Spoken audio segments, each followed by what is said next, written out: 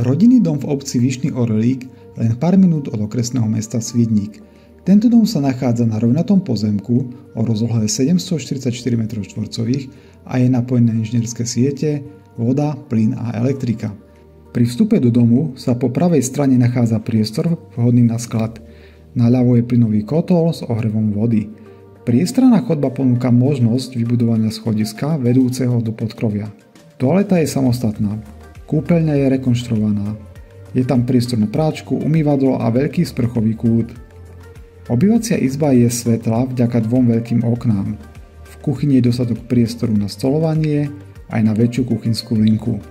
Užitková plocha prízemia je 100 m2 s možnosťou dobudovania ďalších izieb v podkroví, čo poskytuje ďalší potenciál na rozšírenie. Spálňa má pripravenú konštrukciu pre inštaláciu sadrokartónových stien.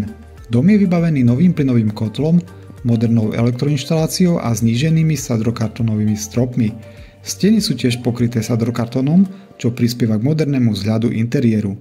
Tento dom môžete využiť ako chalupu, ale je plne pripravený na celoročné bývanie.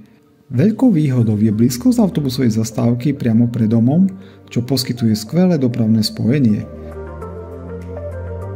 Výhody: rovinatý pozemok 744 m2, inžinierske siete, rozsiahla rekonštrukcia, možnosť rozšírenia o podkrovie, dostupnosť do mesta, možnosť celoročného bývania.